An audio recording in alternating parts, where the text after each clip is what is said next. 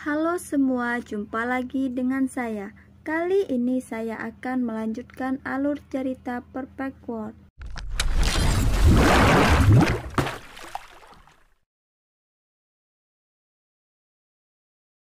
Kepompong terbelah, api naik dan menenggelamkan seluruh area ini.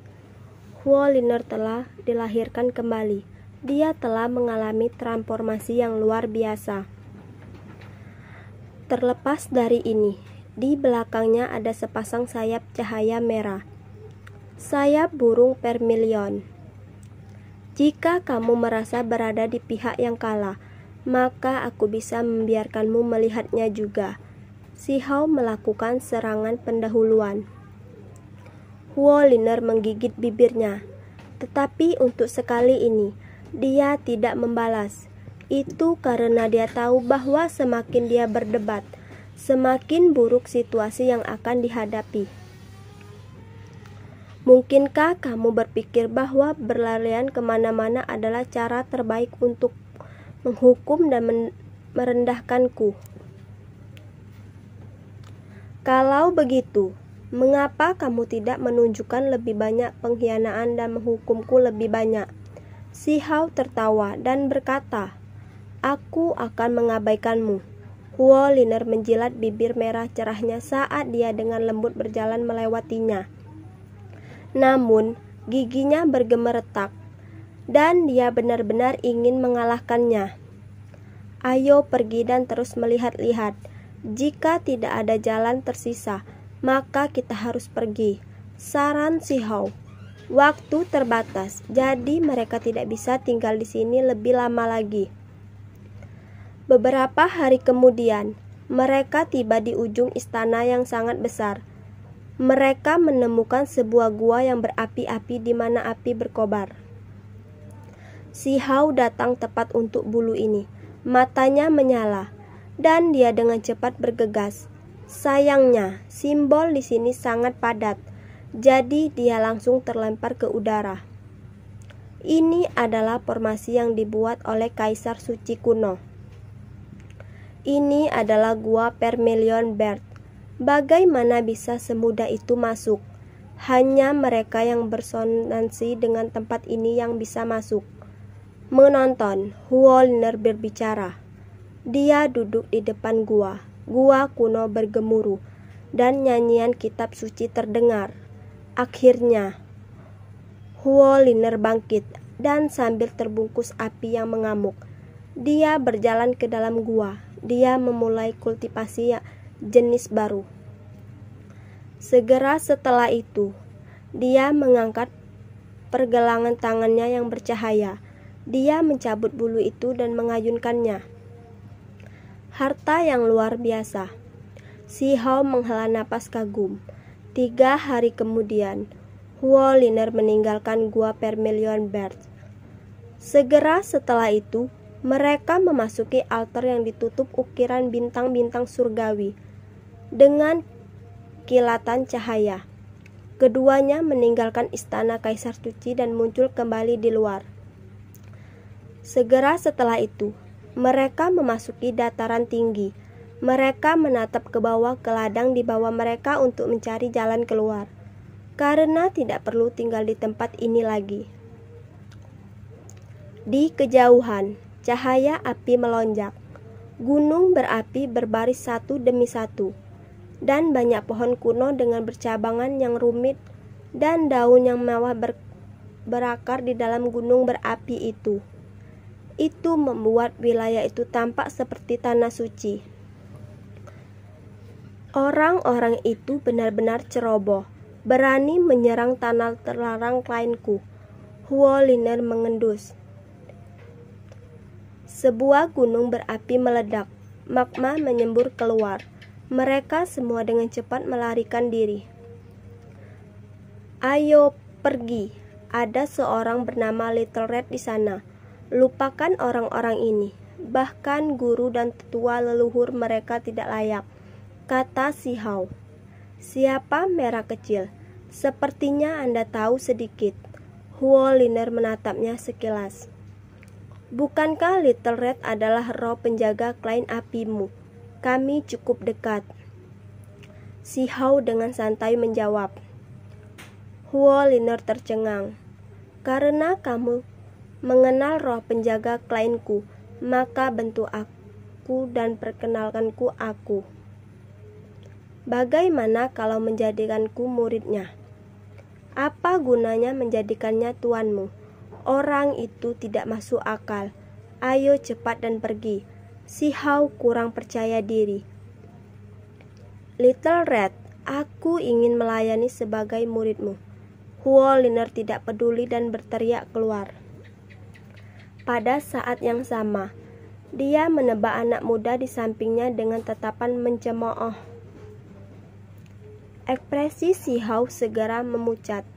Dia dengan cepat mengeluarkan tangannya untuk menutup mulutnya. Dia sangat ketakutan. Takut burung merah kecil itu akan melompat keluar dan membalas dendam. Lepaskan aku, bocah kecil. Apakah kamu memprovokasi saya? Bulu berwarna cerah diterangi dengan cahaya merah, dan seekor burung kecil seukuran kepalan tangan bergegas keluar dengan marah.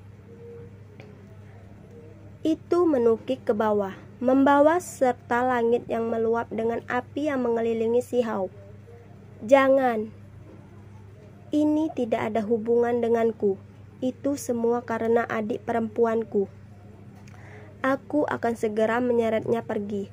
Si Hao menutupi mulut Huo Liner dengan tangannya dan dengan cepat membawanya pergi. Mulut Huo Liner tertutup, tapi tubuhnya yang indah mengeliat. Matanya yang besar bergerak ke arah burung merah kecil itu, meminta bantuannya.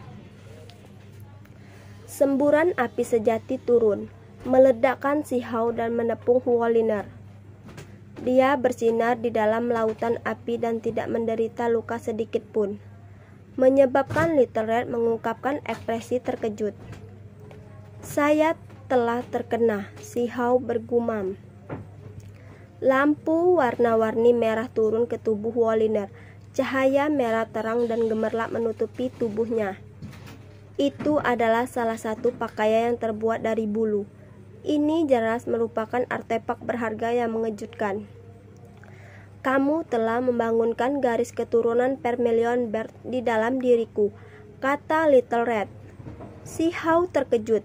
Apakah itu benar-benar akan menerima Huo Liner sebagai murid? Dia tidak tahu sekarang dan hampir menghancurkan kesempatan besar. Huo Liner sangat senang. Dia segera berlutut untuk menghormati dan mengenali tuannya. Baiklah, kembali ke klien dan beritahu ayahmu apa yang telah terjadi. Anda dapat kembali dalam beberapa hari. Ketika Little Red selesai berbicara, dia berbalik dan menatap si Hao. Mata besarnya yang indah berkedip, dan kemudian dengan keras mengangkat kakinya untuk mengirimnya terbang.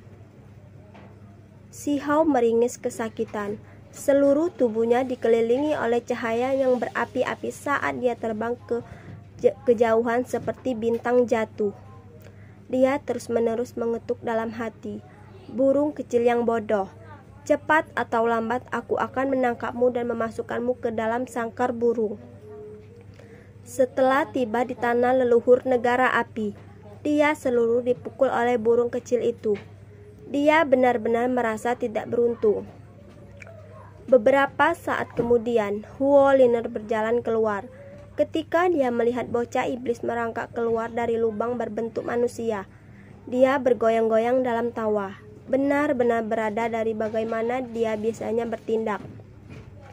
Kamu adalah Yang Mulia Sang Putri.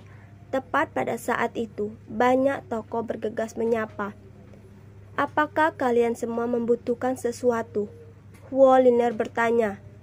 Kedatangan kami ke wilayah gurun adalah untuk tujuan membentuk aliansi dengan negara api. Seseorang berbicara dari samping. Ketika Huo Liner mendengar apa yang mereka katakan, alisnya berkerut dengan senyum tipis di wajahnya. Dia hanya mengucapkan beberapa patah kata untuk meminta maaf. Putri, tolong, kami memiliki beberapa hal untuk diskusikan dengan Anda. Aku masih memiliki beberapa hal untuk diperhatikan. Mari kita berbicara nanti, kata Huoliner. Bukankah ini agak kasar? Ada beberapa hal yang perlu kita diskusikan dengan sang putri. Orang lain berbicara kali ini. Minggir sudah, ini bisa diskusikan nanti. Kami akan pergi. Si Hao menepuk kotoran dari tubuhnya dan berjalan ke depan. Tidak tahu bagaimana harus bertindak dengan benar. Ketika si Hao mendengar ini, dia tertawa. Apa yang sedang terjadi? Ini lamaran atau nikah paksa? Bukankah ini agak hambar? Paling tidak, ini harus diskusikan di istana kekaisaran. Apa gunanya berbicara di sini? Si Hao secara acak mengobrol. Masalah ini tidak ada hubungan denganmu. Cepat dan mundur. Wajah seorang tetua. Ini adikku. Jadi jika kamu ingin meminta tangannya, setidaknya kamu harus memuaskanku, kan? Kalian semua merusak ritme saya. Kata-kata si Hao sedikit menyengkat karena dia sengaja menyebabkan kesalahpahaman. Dan siapa Anda? Kami melihat bahwa Anda baru saja memaksa sang putri dengan cara yang kasar dan tidak berkendali. Pasti tidak ada orang sepertimu di dalam keluarga kekaisaran negara api. Individu lain memarahi. Saya sudah mengatakan semua yang saya butuhkan. Dia adikku. Kalian semua seharusnya tersesat. Si Hao melambaikan tangannya, seolah-olah dia tidak peduli sedikit pun.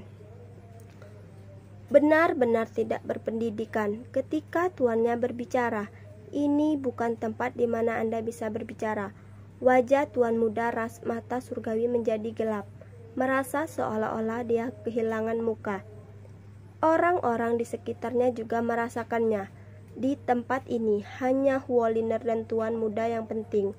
Yang lain semuanya adalah bawaan dan pasti tidak akan bertindak seperti ini. Semua wajah mereka menjadi jelek. Huoliner terkikik. Tapi dia tidak takut memperburuk kesalahpahaman. Dia adalah salah satu jenderal saya. Jika Anda semua tidak puas, maka Anda bisa melawannya. Kalau tidak, kami akan pergi dulu. Hanya seorang pelayan berlaku, namun kamu masih belum menyingkir. Dari samping, seorang tetua menatap si Hao dengan dingin. Kalian semua tidak boleh tinggal di tanah leluhur ini. Si Hao menggelengkan kepalanya. Dia kemudian menarik Huoliner dan pergi, tidak memperhatikan orang lain. Tangkap pemuda itu. Budak yang sembrono, tapi tidak berguna. Wajah tuan muda ras mata surga jatuh. Dia menginstruksikan orang-orang di sampingnya dengan tatapan dingin. Kami akan pergi hari ini, jadi saya akan menyelesaikan beberapa masalah untukmu, kata si Hao kepada Huoliner.